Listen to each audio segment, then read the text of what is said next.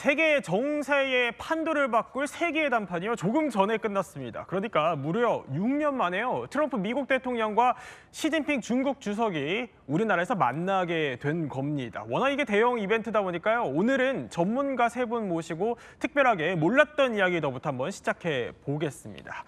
자, 보면 영상 한번 보도록 할게요. 자, 영상이 이게 회담장에 들어갈 때의 모습입니다. 자, 보면은 이제 시진핑 주석이 등장을 했는데 이게 트럼프 대통령은 시종일관 웃고 있는데 시진핑 주석은 뭐 그렇게 웃고 있지는 않습니다. 자, 좀 표정이 마뜩찮아 보이는 것 같기도 하고요. 악수를 하고 있는데 저 악수도 저희가 세보니까 이게 무려 한 25초나 이어지고 등도 막 두드립니다. 트럼프 대통령이. 보면은 회담 후는 어떨지 한번 볼게요. 회담 후에는요, 회담 전과 좀 다르게 그래도 트럼프 대통령도 좀 웃고 있고 시진핑 주석도 약간 미소를 띠는 뭔가 풀어진 듯한, 앙금이 풀어진 듯한 그런 모습에 이 트럼프 대통령이 발언을 하니까 고개도 살짝 끄덕이기도 하고요. 뭐 시진핑 주석이 먼저 악수를 청하는 모습도 포착이 되어 있습니다. 저렇게 약간은 조금 미묘하게 달라진 것 같은데 강정희 교수님 어떻게 보셨어요? 원래 그 시진핑 주석은 표정이 별로 없고 원래 없어요? 예. 이제 남의 말을 듣는데 원래 더 많이 그 생각을 하시는 분 같아요. 근데 그래서 보통 보면 굉장히 그 전체적인 흐름이 이렇게 활발하고 그러지 않으신 분이거든요. 네. 그래서 저는 시작할 때도 사실 악수하고 웃은 것도 굉장히 괜찮은 표정이었다라고 봤는데 네. 많은 분들이 그거 아닌 것 같다 네. 그렇게 얘기하는데 끝날 때는 확실히 더 풀어진 것 같아요. 확실히. 예, 네. 확실히 풀어진 걸로 봐서 아마도 뭐 이게 미중 간의 갈등이 이렇게 회담 한 번 한다고 얘기가 네. 풀릴 거는 아니지만 나름대로 자신이 생각한 어떤 소기의 대화가 있지 않았는가 이렇게 이제 짐작은 할 수 있을 것 같습니다. 그렇군요. 그러니까 시진핑은 워낙 오랫동안 봐오셨기 때문에 강 교수님이 이 시진핑 원래 잘 안 웃는 거 알지만 그래도 이번에는 회담이 끝나고 약간 미묘하게 좀 달라진 분위기는 있었다라고 설명을 해주셨는데 또 달라진 분위기는 이런 장면에서도 포착이 됐어요. 한번 볼까요? 자, 보면은 먼저 악수를 청합니다. 시진핑 주석이. 그런데 귓속말로 트럼프 대통령이 뭐라고 막 합니다. 근데 현장음은 안 들리지만 문 장관님 보시기에 뭐라고 했을까요? 트럼프 대통령. 글쎄요. 근데 중국말로 말했을지 예. 않았을 거고 아마 영어로 얘기했을 것 같으면 시 주석이 좀 알아들을 만한 좋은 얘기를 했을 것 같은데 글쎄요. 당신 오늘 멋있어 보인다든지 네. 고맙다든지 오늘 잘해보자든지 이런 어떤 덕담, 격려 이야기를 하지 않았을까. 그게 아마 지금 그 귓속말을 듣고 그 시 주석의 표정이 네. 조금 밝아지는 듯한 고개를 숙이면서 그런 모습이거든요. 그런 차원에서 보면 이게 아마 오늘 회담의 분위기를 저기서 좀 그다음에 다시 만나보자 하는 그런 뜻도 아마 들어갔을 것 같아요. 저 때도 뭐라고 하네요. 차 타기 전에. 그러니까 말이죠. 그래서 이제 서로 다시 만나기로 약속을 했으니까 그런 부분에서 우리 오늘 약속한 걸 잘 지켜나가자. 다시 만나보자. 그렇군요. 이런 뜻으로 좀 생각을 합니다. 자, 어쨌든 뭐 표정과 몸짓을 뭐 전문가분들께서도 보시기에도 그래도 나름 훈훈한 분위기로 끝났다라고 평가를 주셨는데 이런 좀 달라진 분위기라고 해야 될까요? 이게 회담장에서도 이어졌습니다. 회담장에서는요, 트럼프 대통령이 위대한 지도자라고 치켜 세웠고요. 시진핑 주석은 경제 대국이 가끔 분쟁과 갈등이 있는 거는 이건 좀 당연하다라고 언급을 했어요. 뭐 두진호 박사님, 뭐 의례적인 말 같기도 하지만 어떻게 보셨어요? 의례적인 말 같기도 하지만 그야말로 G2, B2 지도자들이 이렇게 앉아서 대좌해서 서로가 서로를 강력한 이 글로벌 질서를 이끌어가는 지도자로 인정을 한 게 아닌가 이렇게 생각을 합니다. 특히 시진핑 중국 주석 같은 경우는 어떻게 보면 지도자로서 고인물 지도자 반열에 들어섰잖아요. 네.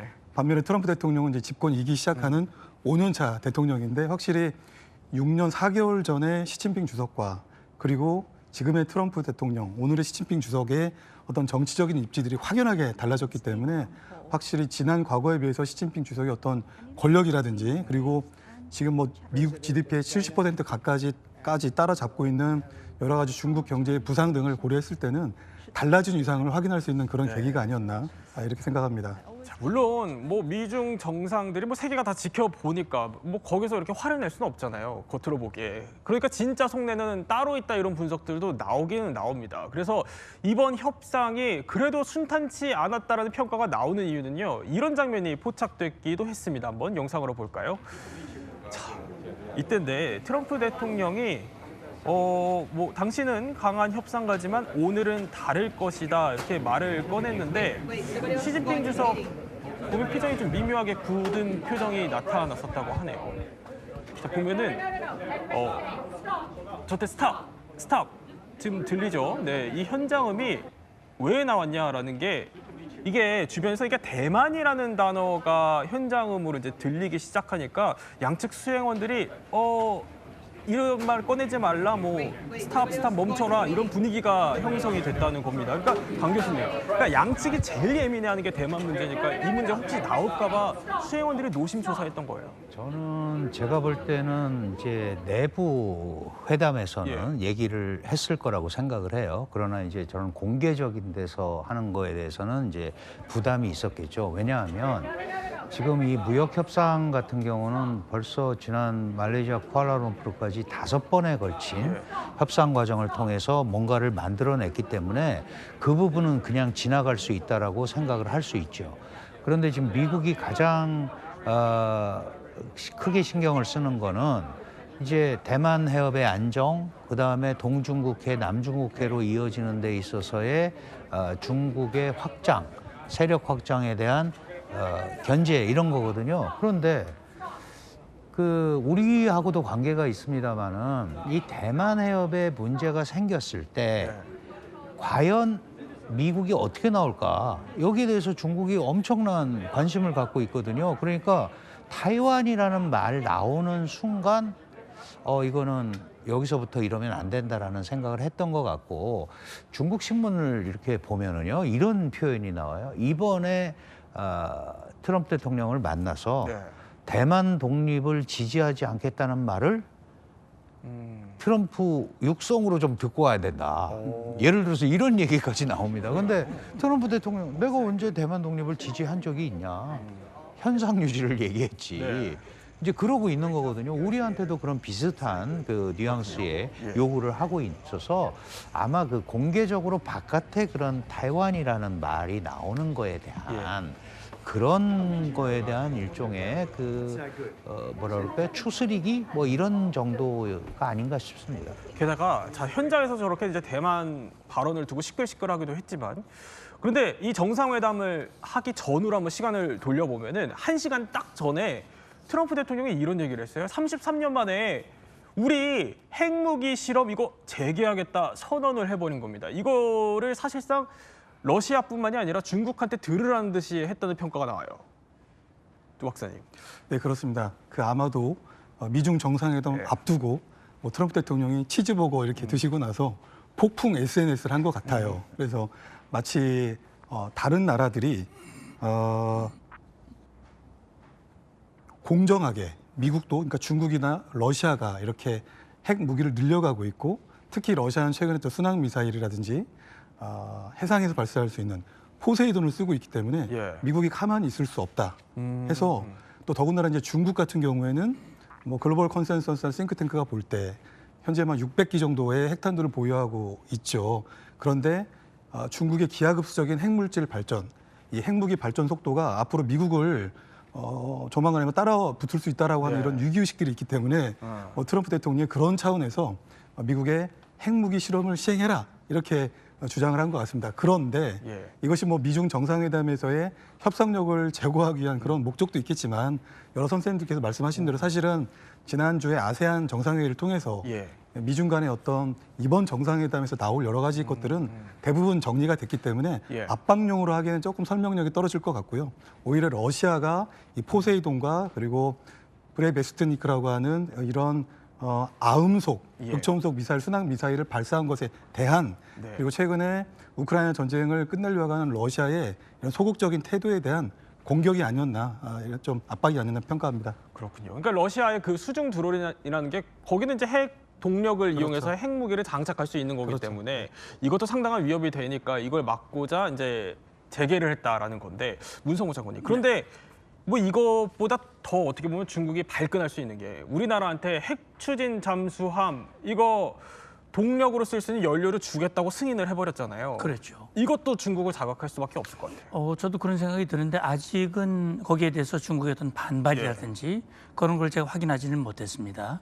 다만 중국 입장에서는 우리 대한민국이 핵 추진 잠수함을 갖게 된다면 중국이 대한반도 지역에서의 군사 전략적 우위를 약화시키거나 또는 상실할 수 있는 거거든요. 네. 어쨌든 중국은 한미 동맹을 약화시키고 한반도에서 중국의 영향력을 강화시키려고 하는 거란 말이죠. 아마 2016년 우리 한반도 주한미군 사드 배치했을 때 중국의 강력한 반응을 아마 기억들 하실 거예요. 예. 그러니까 한미 동맹이 더욱더 밀착하고 한국과 미국이 힘을 합쳐서 중국을 견제하는 데 함께 한다면 중국으로서는 불쾌하게 짝이 없거든요. 어쨌든 이제 내일 있을 한중 정상회담을 통해서 중국이 또 어떤 모형을 보일지 이런 것들을 좀 봐야 될 것 같습니다. 그렇군요. 이렇게 어쨌든 중국이 조금 예민해야 할 수 있는 카드들을 트럼프 대통령이 회담 전에 슬슬 이렇게 꺼내들기 시작하면 트럼프 대통령 사실 제일까지는 아니더라도 그래도 많이 원하고 있는 게 김정은 만나고 싶어 하잖아요. 그러면 이 중재자로 시진핑 주석이 좀 나서줘야 되는데 이것도 유연해지는 거 아닙니까?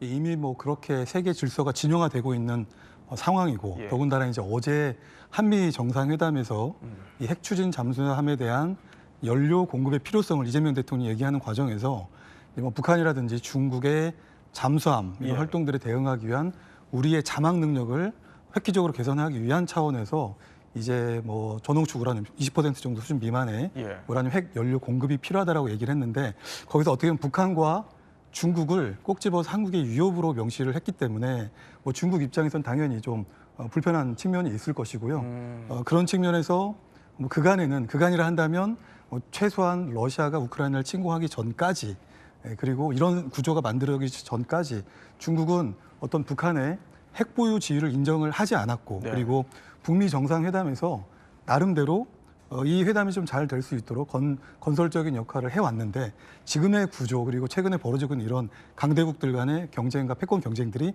그런 상황이 아니기 때문에 오히려 이제는 북한 편에 서서 북한을 지원하고 지지할 가능성이 좀 커져서 북미 정상회담에 더 복잡한 변수가 하나 추가됐다 이렇게 좀 생각합니다. 그렇군요. 이게 6년 만에 대자다 보니까 좀 종합을 해보면 이렇습니다. 그러니까 분위기는 훈훈하지만 일단 회담장 밖에서의 기싸움은 상당하다로 좀 압축이 되는데 그러면 이제 본격적으로 이번 회담 얘기를 해보기 전에 6년 만에 대자니까 이것도 한번 짚어봐야 될 것 같아요, 강 교수님. 뭐냐면 6년 전으로 시간을 되돌려서 그러니까 2019년에 이 두 사람이 만났을 당시 영상을 한번 볼게요. 자, 이때인데 자, 이때도 뭐 시진핑 주석은 말씀하셨던 것처럼 그렇게 표정이 뭐 다양하진 않네요. 네, 그런데 이때도 사실 서로 관세로 충돌했고 미중 무역 전쟁이 한창이던 시기였거든요. 이때와 지금은 좀 다른 점이 뭐가 있다고 보세요? 네, 가장 큰 차이는 예. 중국의 몸집이 예전보다 많이 커졌다. 저 때보다. 네. 예. 왜냐하면 사실은 저 당시에는 미국으로부터 일방적인 공격을 받고 있을 때예요. 그런데 저 시기에 45% 관세 부과를 트럼프 대통령이 천명하고 25%를 실제 부과하면서 예. 이제 무역 전쟁이 시작이 됐던 거거든요. 근데 지금은 이제 어떤 상황이 됐냐면 중국의 경제 규모도 굉장히 커져서 약 19조 달러가 돼 있고 네. 그러니까 세계 2대 경제체가 됐고 물론 이제 인구수로 나누면 1인당 GDP는 떨어지지만 그리고 무엇보다도 산업 제조업 클러스터를 완성하고 있습니다. 예. 전 세계 글로벌 밸류 체인의 40% 이상을 중국이 담당하고 있다.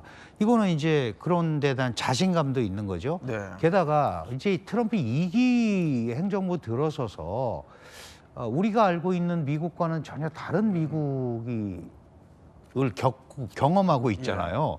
근데 굉장히 아이러니한 일이 벌어졌어요. 그 미국이 얘기했던 자유, 연대, 뭐 이런 표현들을 자유는 아니지만 기존의 국제 질서를 중국이 유지해주겠다 이러면서 미국의 역할을 지금 하려고 하잖아요. 그러니까 이게 굉장히 아이러니하지만 네. 그런 게 바로 이 변한 위상을 반영하는 그런 겁니다. 그래서 예. 트럼프 대통령은 실제적으로 내부에서 그러죠. 우리가 트럼프 1기 4년도 잘 버텼고 바이든 4년도 버텼기 때문에 지금 이것도 우리가 옛날의 중국이 아니지 않느냐. 그러면 한번 그 항전을 해봐야 되는 거 아니냐. 이제 이런 생각을 하는 것 같아요. 네. 자, 그러니까 몸집이 더 커졌다. 옛날의 중국이 아닌 모습으로 이번에는 시진핑 주석이 등장을 한 거다라는 비교를 해주셨습니다. 자, 그런데 그 6년 전 이후에도 잠재적인 불안이 계속돼서 이 무역 전쟁으로 빚어졌던 것처럼 이번에도 일단 만나기는 했는데 이 평가가 확전만 자제했을 뿐이지 불씨는 여전히 남아있다 이런 평가들이 나옵니다. 왜 그런지 트럼프 대통령 발언부터 한번 들어볼까요?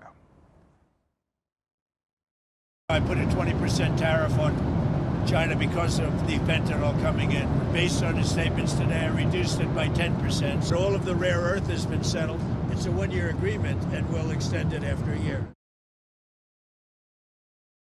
자, 일단 오늘 타결된 내용부터 한번 살펴보죠. 보면은 중국을 향해서는 이제 펜타닐 관세를 20%에서 10%로 이제 미국이 내려주기로 했습니다. 그리고 중국은요, 여기에 맞서서 이제 미국산 농산물, 뭐 대두 같은 거를 일단 구매는 해주겠다. 그리고 히토류도 공급은 유지는 해주겠다. 뭐 우크라 전쟁도 이제 협력은 하겠다라는 얘기로 읽힙니다. 그런데 이 합의 내용이 강 교수님 예상보다 크게 벗어나지 않았다는 평가들이 나와요. 그렇죠. 저거 이상은 하기가 굉장히 어려웠을 예. 것 같아요. 이미 5차례의 협의를 통해서 휴전으로 일단 일시 봉합으로 마련을 해놨고 특히 트럼프 대통령의 그 아픈 손가락이죠. 그 농업지대의 대두 생산 농가들 이거가 중국으로 수출이 안 되니까 지금 사실 상당한 문제가 생기고 있거든요. 아시다시피 할로윈 축제, 추수감사절, 그다음에 크리스마스로 이어지는 중국이 미국의 이런 소비 시스템 이런 것들이 지금 벽에 부닥친 거예요. 그러니까 당장 미국산 농산물 내가 즉시 구매해 주겠다. 그랬더니 이제 펜타닐 관세랑 맞교환한 거죠. 네. 사실 펜타닐 관세에 20%를 부과했다가 이제 10%로 갔는데 이렇게 되면 원래 미중 간에 27%의 상품 관세가 있는데 거기에 상호 관세 10%를 미국이 4월에 부과했고 예. 이제 펜타닐 관세가 10%가 됐으니까 47%가 된 거예요. 예. 이게 지금 이제 중국 같은 데서는 이러는 거죠.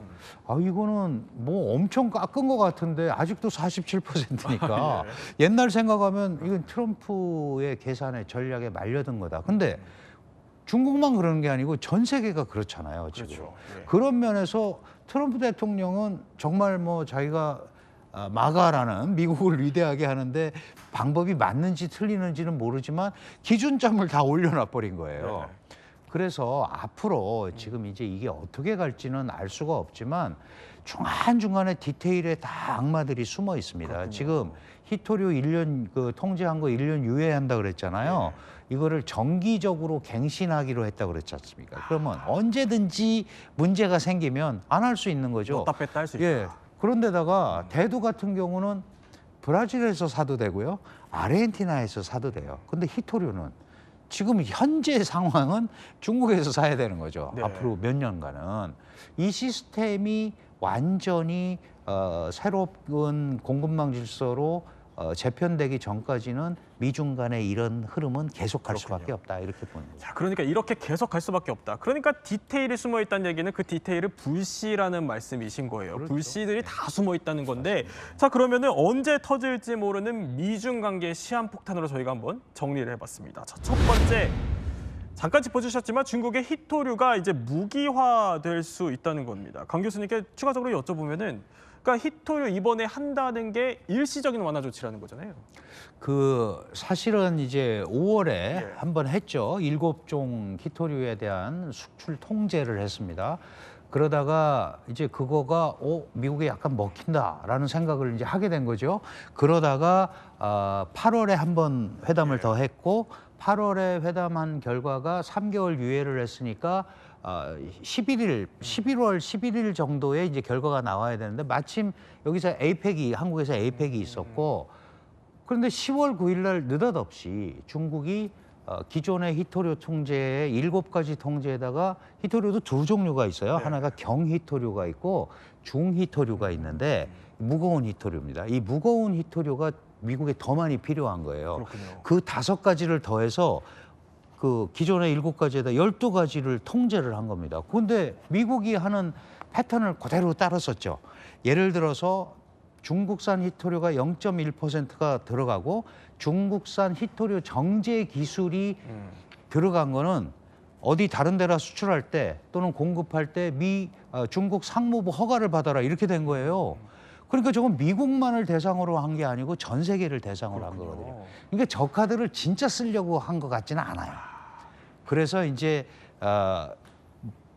트럼프가 그러면 우리도 100% 때릴 거야. 예. 그러니까 그게 안 될 거라고 생각을 하고 서로 물러나면서 아마 이제 이렇게 유예를 한 거 아닌가 이렇게 보여집니다. 그래도 전 세계를 상대로 한 거라지만 어쨌든 미국한테는 이게 그동안 먹혔던 카드라고 보시는 거예요. 그러니까 히토류가 도대체 뭐길래 이 미국 산업에 얼마나 타격을 주길래 이렇게 트럼프가 목을 매는 거예요. 사실 지금 첨단 과학 기술을 지금 뭐 반도체라든지 예. 그걸 기반으로 하는 모든 그 생산품들이 히토류가 없이는 안 된다는 거 아닙니까?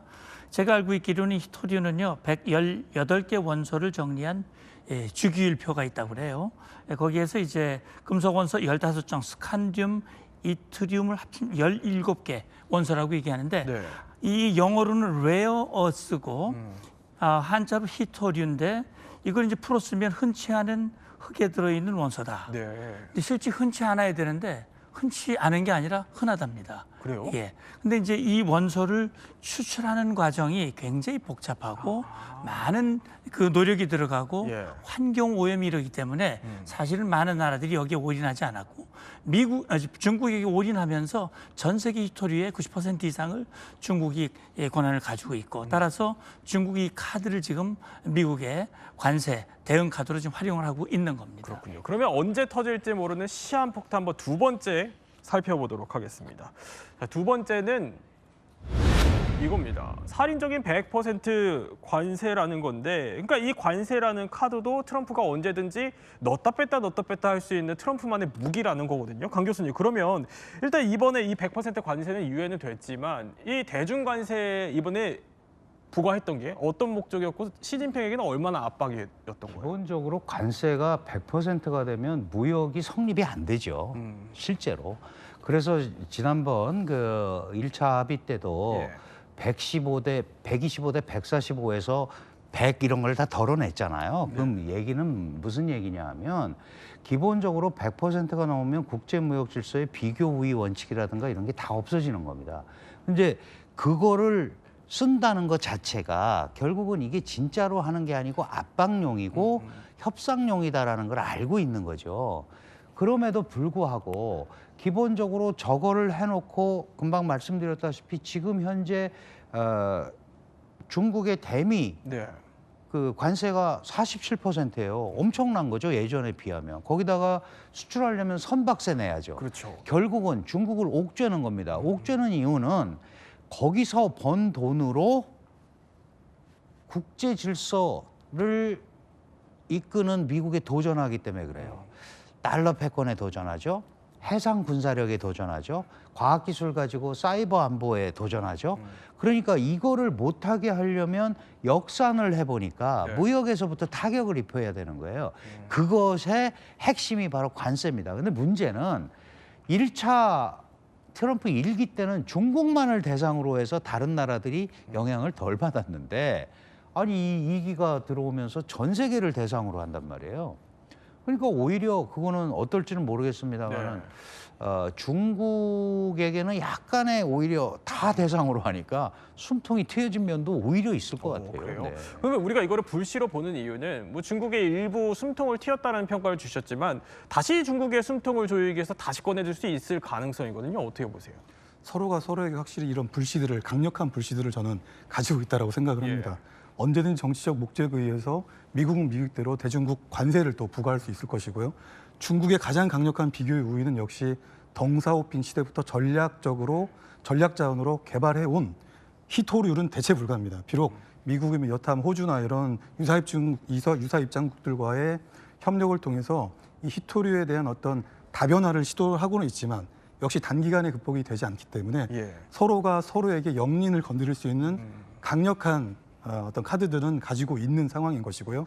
다만 지금의 모습은 극단적인 상황으로 서로가 좀 몰아가지 않도록 확전하지 않도록 예. 1년 정도의 유예 시간만을 설정을 했기 때문에 언제든지 다시 이런 문제들은 재발할 수 있다라고 보고요. 또 미국은 미국대로 중국의 첨단 기술 굴기가 발전하지 않도록 하기 위해서 특히 뭐 엔비디아에서 뭐 H20이라든지 이것도 네. 수출 통제했다가 풀었다가 하고 있고 그렇죠. 최근에 이제 블랙웰까지도 뭐 중국에 수출할 것 같은 이런 동향들이 있기 때문에 얼마든지 이런 것들은 서로가 서로에게 강력한 불씨가 될 수 있다 이렇게 생각합니다. 강력한 불씨, 히토리와 관세 이게 두 가지 짚어봤는데 진짜 강력한 건 따로 있습니다. 뭐냐면 이겁니다. 바로 너무 강력해서 중국과 대만의 관계예요. 너무 강력해서 앞서 이제 저희가 영상에서도 짚어드렸지만 정말 시기한폭탄이다 보니까 강 교수님 이번에 아예 언급도 안 했다면서요? 그 밖에서는 안 했는데요. 내부적으로는 상당히 예. 그 신경전이 있었을 걸로 생각이 됩니다. 그래요? 왜 그러냐 하면 이 대만 해협의 안정과 평화 이런 것들이 만약에 타이완이라는 데가 중국의 통제하에 들어가게 되면 미국의 태평양 전략과 작전은 거의 무용지물이 될 수밖에 없어요. 네. 그리고 그 밑에가 동중국해라는 데거든요. 동중국해라는 데가 뚫리면 남중국해까지 다 뚫려버린단 말이죠. 그래서 어떤 형태로든 간에 타이완을 지켜야 그게 대만을 위해서가 아니고 대중국 견제 수단으로서 중요하고 또 그게 공감대를 약간 얻을 수 있는 이유는 이 대만 해협이라는 데가 중요 물자 수송로입니다. 특히 네. 우리 같은 경우, 일본 같은 경우는 이 석유 중동 원유의 80%가 그렇죠. 거기로 들어오고요. 우리나라 무역의 45%가 그 앞을 통과해요. 물론 뒤로 돌아갈 수도 있지만 그만큼 국제적 관심을 갖고 있는 데고 대만은 1979년에 이제 미국한테 단교를 당하는 거죠. 79년 1월 1일에 중국과 미국이 수교를 하니까 그때 미국이 대만 관계법이라는 법을 미 의회에 만들었어요. 아주 간단하게 말씀드리면 대만을 지원한답니다. 그러니까 사실은 하나의 중국 원칙이 있다고 중국은 주장을 하는데 미국은 뭐라고 그러냐면 맞아. 중화인민공화국이 중국의 합법 정부 맞아. 그런데 대만도 그대로 있어야 돼. 그래서 중국에서는 대만을 보고 하나의 중국, 하나의 대만 정책을 한다고 얘기하죠. 그걸 미국은 하나의 중국 정책이라고 얘기합니다. 그러니까 저거는 절대 해결 안 되는 거예요. 둘 중에 하나가 뒤로 물러나기 전에는. 네. 그러니까 서로 물러날 생각이 없기 때문에 아마 이번 회담에서 언급을 안 한 것 같은 분위기라는 설명이신 거예요. 근데 강 교수님 하나 추가적으로 여쭤보면은 중국이 대만을 2027년 혹은 2035년에 침공할 거다 이런 설들이 계속 나오잖아요. 네. 어떻게 보세요? 2027년까지 시진핑 주석이 뭐라고 그랬냐면 대만 침공 준비를 마치라고 그랬어요. 준비를 마친 거니까 할지 안 할지는 모르죠. 네. 다만 중국의 입장에서는 이제 대만에 대한 통일 이게 시 주석도 그런 얘기를 하거든요. 대만을 통일하는 것이 중국몽의 완성이다라고 표현을 합니다. 근데 군사학적으로도 그렇고 이게 이제 자칫 잘못하면 미중 간의 양자 충돌을 야기할 수 있기 때문에 이렇게 쉬운 상황은 아니에요.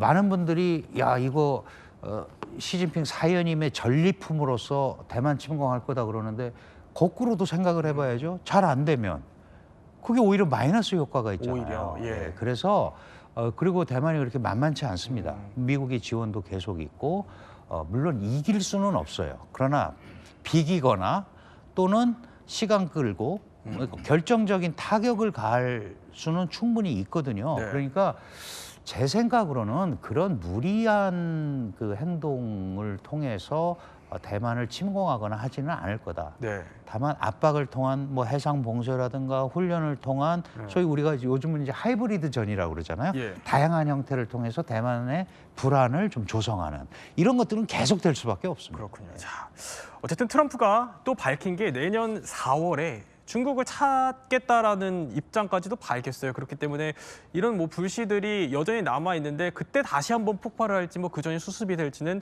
더 지켜봐야겠습니다만 일단 6년 만에 이 대자를 이제 세 분께 평가를 한번 들어봐야 될 것 같습니다. 한번 문 장군님께 이렇게 여쭤볼게요. 네. 트럼프와 시진핑 6년 만에 만났어요. 이번엔 누가 이겼어요? 뭐 누가 이겼다라고 네. 단정적으로 말하기는 어려울 거예요. 일단 휴전 상태가 연장된 거니까 네. 그래서 서로가 서로에게 필요를 채우고 일단 이 갈등을 봉합하면서 내년 4월까지 유보했다고 봤을 때 제가 볼 때는 아마 무승부 정도가 되지 이겼다. 않을까라는 생각이 듭니다. 강 교수님 생각은 어떠십니까? 네, 저도 같은 생각인데요. 이게 지금 이제 표면적으로는 둘이 웃으면서 만나서 일단 유예를 하고 좀 상당히 완화되는 분위기로 읽힐 수 있어요. 그러나 그 밑에 있는 기본 요소들은 하나도 해결된 게 없습니다. 그러니까 앞으로 계속 힘싸움을 하면서 갈 수밖에 없는 거기 때문에 이 사실 문 장군님 지금 이제 무승부라는 표현을 해주셨지만 무승부보다도 오히려 앞으로 이제 불씨들을 더 깔아놓은 네. 그런 상황이 아닌가 저는 그렇게 생각이 듭니다. 두 박사님 생각은 어떠세요? 저는 좀 단기전에서 예. 미중 모두가 승자가 아니었나 이렇게 생각을 합니다. 비기고 네네. 둘 다 이겼다. 예. 서로의 강력한 카드는 역시 유효한 것이고요. 언제든지 그건 상대를 상대로 패권 경쟁에서 우위를 점할 수 있는 카드로서 유효하기 때문에 그렇게 생각합니다. 네, 세 분과 함께 이번 조금 전에 끝났던 6년 만에 시진핑 트럼프의 대자 미중 정상회담 한번 분석해봤습니다.